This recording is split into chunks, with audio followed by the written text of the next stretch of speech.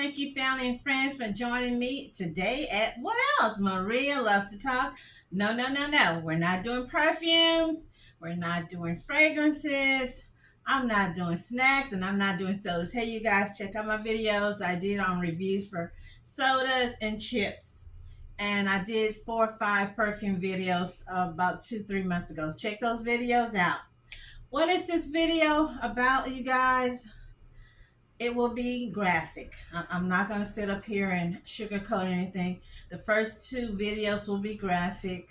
One of them is from Jamaica. The other 2 is from Florida. And then I have some I will mix up. So in these videos I will be doing, because you know how I do it, back to back. So I will be doing, try to squeeze in 3 videos, maybe 2, and then do another. Just get out, I don't know, 6 videos maybe. I'll try to do 6 to 12 by Friday, hopefully. Oh, check out my videos on VP Kamala Harris, her new pick, well, not her new pick, her pick for her VP, Walz, Governor Walz, Donald Trump, and his VP pick, JD Vance. So check out those videos, you guys. So without further ado, you know the drill. Go get you some snacks, come on back, because I have a lot to cover, and let's get into these videos, you guys. I'm with you already in advance. It is graphic. If you have any children or sensitive ears, get out the room, get them out the room, or you might want to skip this video. Not video. I do not have a video to go with this, so I'll be reading. Yes, I talk fast anyway. No, I've never been a car sales lady. You guys, I tried to get on one time at CarMax selling cars, but it just didn't work out, okay? Okay, so this is out of Jamaica Observer. St. Vincent man sentenced to 33 years for gRaping 7-year-old daughter. So this is what the pastor Joyce Meyer would call a incest generational curse, because that's what this is. Anytime people, fathers, do not know or recognize their own child, that is an abomination. Okay, Kinston St. Vincent. A St. Vincent High Court judge sentenced a 56-year-old man to nearly 34 years in jail after he was found guilty of gRaping his 7-year-old daughter. 7! And he's 56. You shouldn't even have a 7-year-old child. 56, you should be through having kids. I'm just keeping it real, y'all. Justice Brian Cottle, with a C, sentenced the man to 33 years, 10 months, and 18 days in jail for 4 counts of rape, 4 counts of incest, and 1 count of indecent assault against his daughter, who was 6 or 7 years old when he first violated her. These poor kids, what these poor children go through in this world, is just not right. The court heard that the crimes took place between June 2017 and December 2021. And the child was 10 years old when a report was made on her behalf against her father, with whom she was living with at the time. So it doesn't say where the mama was at, where grandma was at. The child recounted that at about age 6 or 7, while in grade 3, her father went into the bedroom she shared with her sister. It doesn't say how old. I'm thinking the sister was older, so he probably was already gRaping the other one. He woke her up and told her to follow him into his bedroom. When they got there, he reportedly instructed her to take off her clothes and lie on the bed, which she did. The man then proceeded to gRape the child. Jesus. All right, Jesus. Okay, after the act, he told her to put back on her clothes and go back to the bedroom and not to tell anyone. He treated his child like he was talking to one of them women, you know, in the street or something. You know, one of those, we know what, you know, those ladies of the evening. Okay, the man did the same thing to the girl sometime after the volcanic eruption of April 2021. I don't know what that was. When the child was about 9, the child confided in her best friend about what had happened between her and her father. During the lunch break that day, they both went to their former class teacher, and the child told the teacher that her father usually has graped her with her, and the last time had been that morning. So daddy had did it to her that morning. So basically, he was abusing his child for kicks every morning when he got up. The teacher reported the matter to the principal, who then reported it to a senior education officer, who instructed the principal to report it to the police. As part of their investigation, the police took the child to a health facility. Listen to this: health facility, where a medical examination revealed an absent hymen, HYMEN, and vaginal discharge indicative of sexual infection. So this joker gave his child some type of STD. So he's out there doing it with grown women or other people and coming home and infecting his own child. The man faced a maximum of 5 years for indecent assault, life imprisonment for unlawful sexual intercourse with a child under the age of 13, and 40 years for incest. Justice Cowder presiding at his last case before ending a 17-year career as judge, noted that the man had no previous convictions for offenses of sexual nature. I am getting tired of them saying, oh, well, he didn't have any previous history, or he doesn't have a rap sheet. You guys, them be the ones.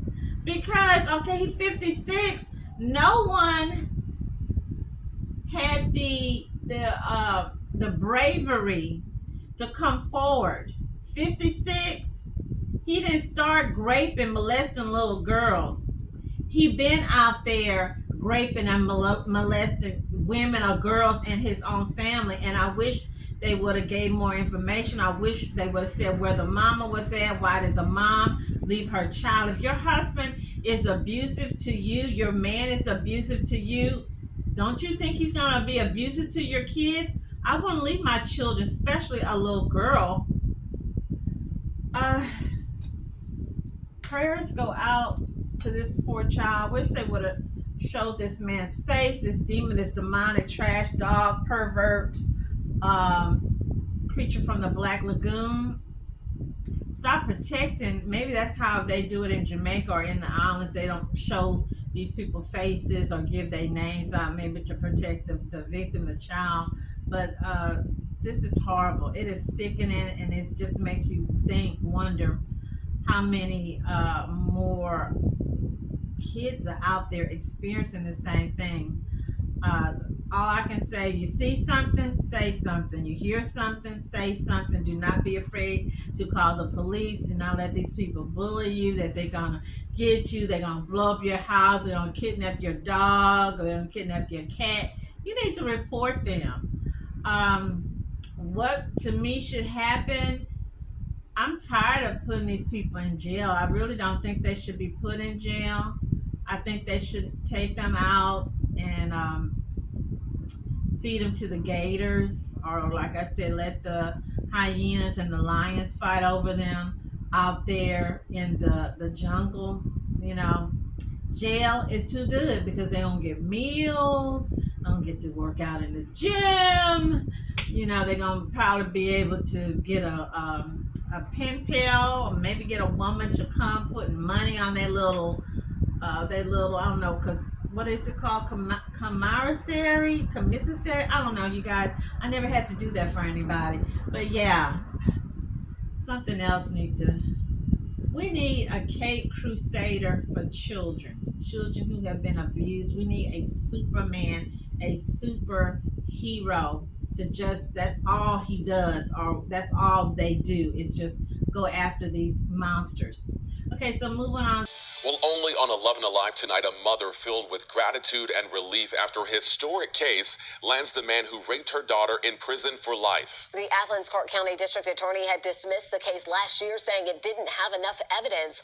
11 Alive investigator Rebecca Lindstrom explains how this case landed in front of a jury anyway. It only took the jury 45 minutes to deliberate and find Michael Daniel guilty of rape, incest, and child molestation. For nearly a year, we have talked about Marsy's Law, the constitutionally protected rights given to victims in Georgia. And this is the case that started it all. Last May, 11 Alive was the only camera in the courtroom for the state's first Marsy's Law hearing, as a mother told the judge how the Athens Clark County DA's office violated her daughter's rights. We're not showing the mother to protect the girl's identity. She was only 14 years old when her mom found disturbing text messages on her phone. He was a lot of time asking her to come into our home office with him, and if she didn't respond, he would ask her to delete the messages. But the day of the trial, without warning, the prosecutor dismissed the charges. I was shocked, and then I became kind of angry because I wasn't understanding. Today, proudly wearing a shirt proclaiming girl power, the mother remembers the judge finding for the first time in Georgia a DA's office guilty of violating Marsy's Law. About a month later, that same judge requested that a prosecutor outside of the DA's office look at the case. If I didn't have these attorneys, we wouldn't have went back to court, but I also wouldn't have found out how bad they messed up our case because they just wanted me to think that it wasn't enough evidence. This week, Michael Daniel went on trial, and the jury found him guilty on every count. The rape charge alone comes with a mandatory minimum of 25 years in prison. We were really emotional, and we cried. Happy tears, but sad as well. I think the healing will actually start. Despite the outcome for this family, I don't think we're going to start seeing a wave of Marsy's Law cases. That's because most of the time it's just a public acknowledgement that something went wrong. There's no money, and rarely will it lead to a case like this being re-indicted. All right, Rebecca, thank you so much. Teenage girl learned she may get a chance in court to confront the man she says raped her. Now, without her knowledge, the Athens Clark County District Attorney dismissed the case. But investigator Rebecca Lindstrom says a little-known state law has given this case a second chance. Today, an Athens Clark County judge overturned the DA's decision to dismiss the case.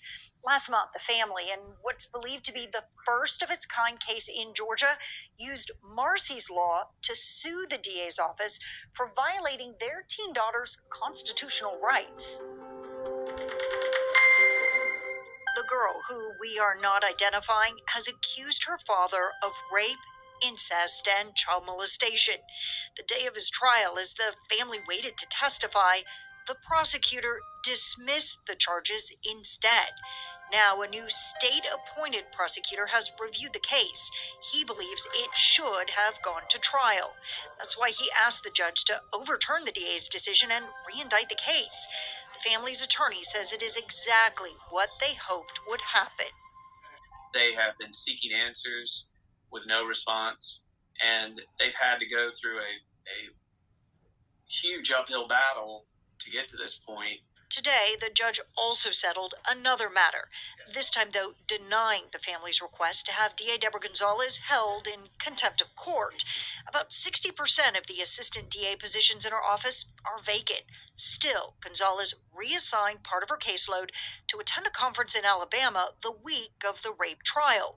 As part of the lawsuit, the family asked for records to determine if that impacted the decision to dismiss. Attorney Kevin Epps says he still hasn't received all of those documents. And to take several days off during the course of the rape trial with an understaffed office is not, in my opinion, and not in the family's opinion, the best use of your time when you're trying to prosecute two major cases back to back. That other case was a murder trial, which the DA's office lost. Gonzalez disputes the trip impacted the rape case in any way, calling such claims sensationalist tactics. The next one here, make sure I have it. And this is current. Affidavit. Melbourne father admits to slamming fussy 6-week-old into his knee. Okay, so this crazy dude here, I guess he didn't want to babysit. And I've said it before. I remember the old people used to say something to the effect, and I know some people would be like, "Oh no, that's not right. That's not." I don't think children, like little bitty babies, I don't think they should be left with the father alone or grandfather. Men don't have the same patience. I don't know if I'm saying it right, as the woman. So here, this is a young black guy. I don't know, he's from Jamaica because I saw this on the Jamaica Observer as well. Okay, so let me stop yapping. Of beating and killing his 6-week-old son. It all started when detectives in Melbourne went to the home along Mount Carmel Lane earlier this month to find the baby not breathing. News 6's James Barbero has what they uncovered as the days went on. I'm inside the Brevard County Jail where at any moment, the 25-year-old father will walk into this courtroom, up to this podium right here, and he'll face a judge on charges of killing his own baby. All right, Mr. Davis, you understand the charges against you? Yes, ma'am. Okay. All right, you're currently at no bond on both counts? Back on June 10th, Melbourne police say Edrick Davis beat his infant son because he was stressed that the baby was fussy and crying.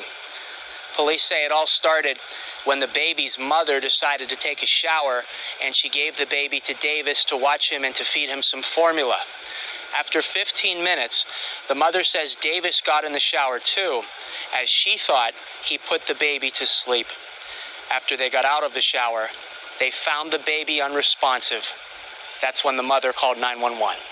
3766 Mount Carmel. In reference to a 1-month-old baby, unknown medical issue at this time. It sounds like BCFR is giving CPR instructions. Police say Davis confessed to hitting his son.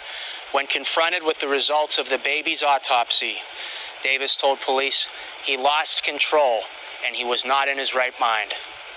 All right, sir. Thank you. Do you have any? You're welcome. Police say that admission is documented in an apology letter. Davis is staying in jail without bond. In Brevard County, I'm James Sparvero, getting results, News 6. Do these people think, y'all need to stop thinking that the police are dum-dums. The detectives are dum-dums. These guys, these dudes, I should say dudes, these cops, law enforcement, detectives, the female, they go to school.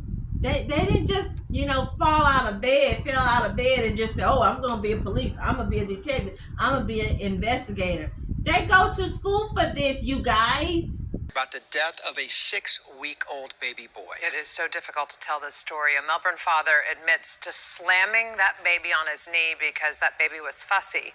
The baby stopped breathing and first responders were not able to save him. It happened at Mount Carmel Lane near the intersection of Palm Bay Road and Lipscomb Street.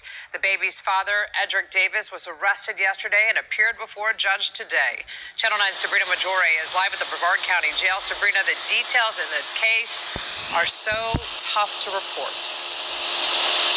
And Martha, an autopsy of that 6-week-old baby found multiple blunt force trauma injuries, but even more disturbing, the medical examiner says they found broken ribs as well as a bruise on the baby's neck, and they say that indicates earlier incidents of abuse as well. Are you going to hire an attorney? Draped in an anti-suicide smock, 25-year-old Edrick Davis appeared before a Brevard County judge. He's facing the death penalty for killing his 6-week-old son. Mr. Davis, you understand the charges against you? According to this report, Davis admitted to slamming the infant onto his left knee multiple times on June 10th. It led to severe brain injuries and broke the baby's ribs, clavicle, and jawbone. I don't even want to think about it. It just makes me sick to my stomach. Pat lives across the street from this home where the family lived. The family didn't want to speak on camera because they're still processing the infant's death and the accusations against Davis. According to the grandfather, Davis and the baby's mother had been together for 4 years. They seem like nice people. Yeah.